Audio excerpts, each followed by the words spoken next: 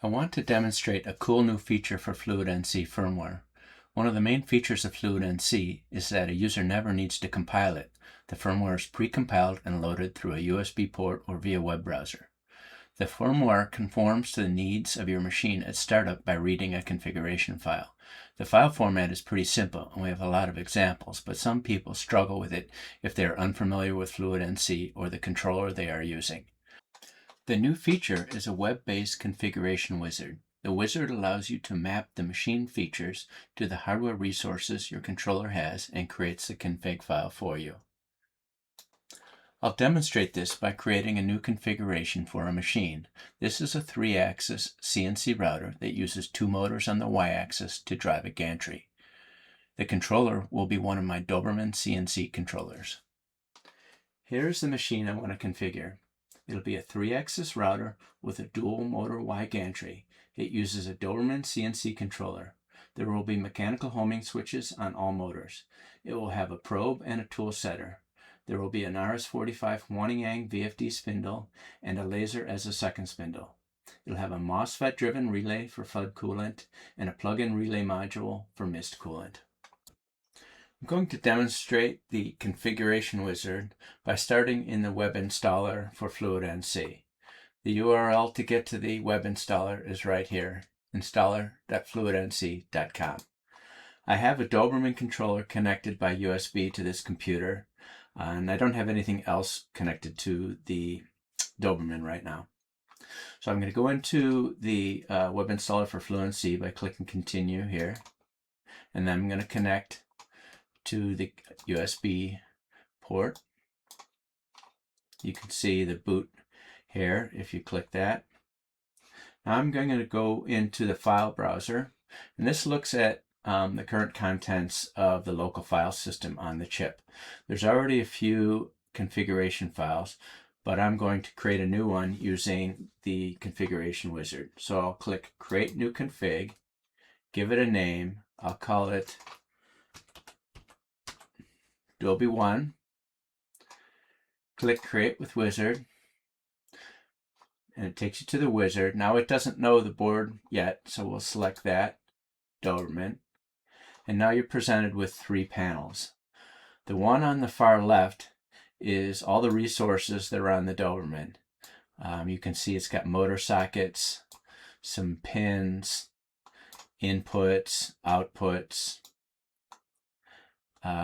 some sockets, the RS-45, the pendant connector, and there's some fixed peripherals. The fixed peripherals are things that are hardwired and things that you cannot change on the board. These are like the SPI bus and the SD card.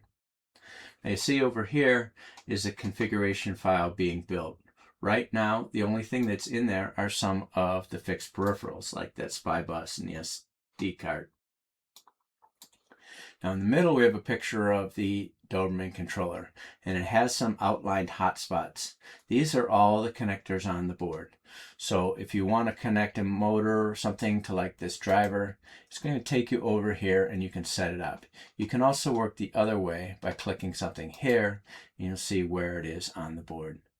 So I'm going to start out by configuring my controller to what I had in the slide before. So we're going to start with the x-axis. It's going to put it right there. Now you can do first or second motor. If you only have a single motor axis, then you'll select first motor. You see over here is now added an x-axis, and it's set up the pins that go here. So now we have to do the y-axis. This is going to be a 2-motor axis, so I'll set it up on 2 different connectors and make sure that one is the first motor and the other is the second motor. Then I'll put the z-axis here, and that is just first motor. So that's it for the motors. You'll see they're all over here now. I'm going to set up the limit switches and homing using the input switches that are along the top. So I'll put an x-axis limit switch here. It's going to be the x-axis for the first motor, and it's going to be on the negative side of travel. This is because I want the machine to home towards the negative side. Now I'll set up 2 switches for the y-axis. Do the first motor in the negative direction, and then this second motor in the negative direction. Having 2 switches will allow the machine to auto square that axis when it does the homing sequence. Finally, we'll put the Z here, limit Z, first motor.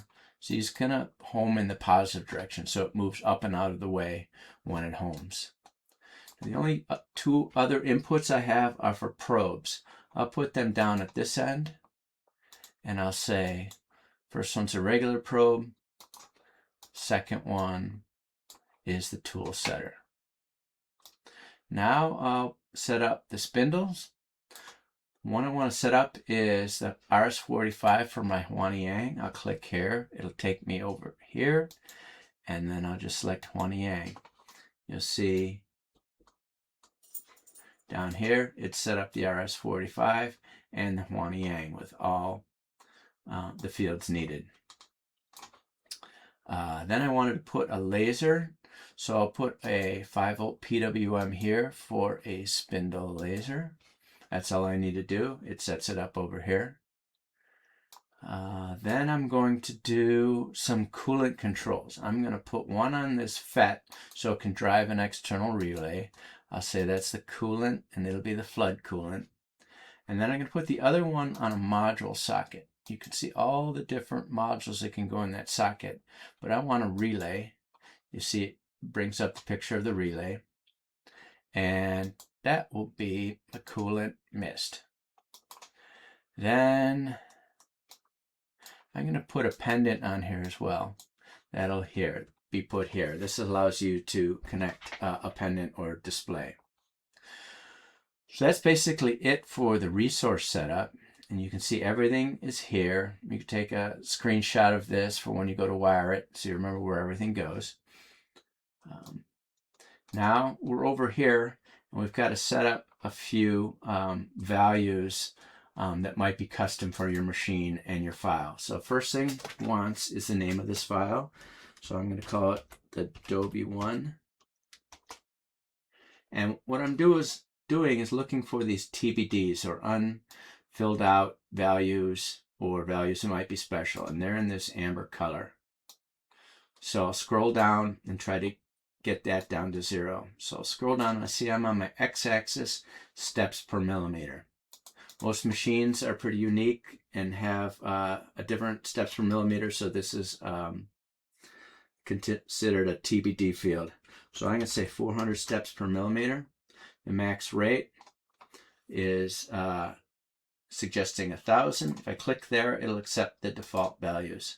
So I'm going to accept all these default values and move on. Now I'm going to say, yes, I want homing. I'm going to home the x-axis on the second homing cycle. So first I want it to do Z, then X and Y at the same time. So does it home in the positive direction? No, this shall home in the negative direction.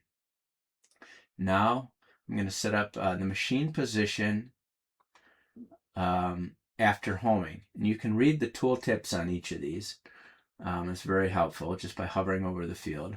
But I'll give you a brief explanation. When the machine homes, when it's done homing, what value do you want the x-axis to be? Since it's homing in the negative direction, I want it at the negative end, and I'll set it to be 0. Now we'll go down. We see one more under the first motor, and it's the limit switch. I'm going to say it's a normally open switch. I'm doing this because I don't have any switches hooked up, so rather than it alarming with a limit switch active because nothing's connected, I'll make it normally open. Now go to the Y, fill in some values for that. These look good. This looks good. I want homing. I want it on the second cycle.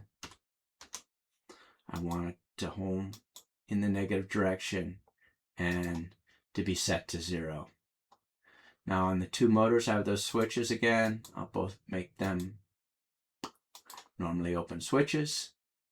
Now I'm on my Z-axis, 400 steps per millimeter.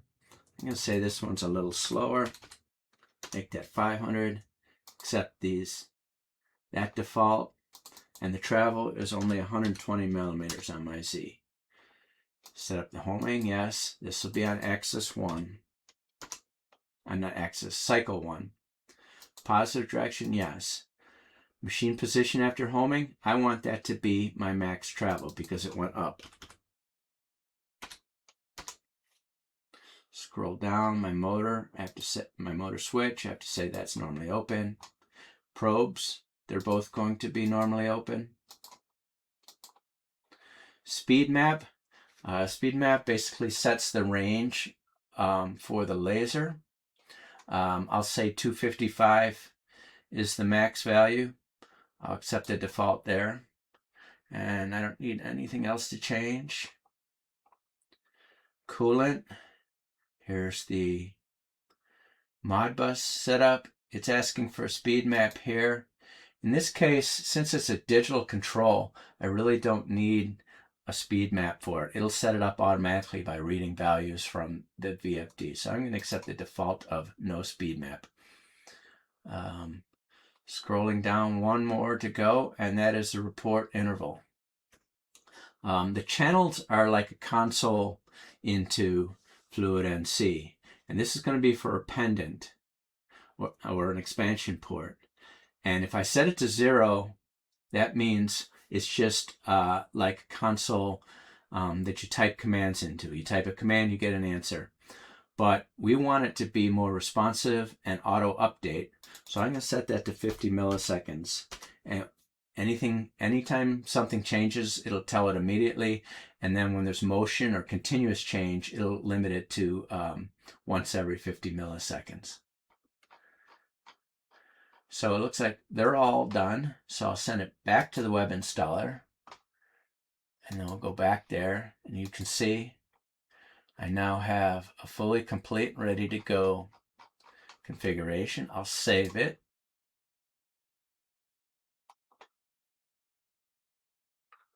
Now you see Adobe 1 has been added to the files that are on the local file system.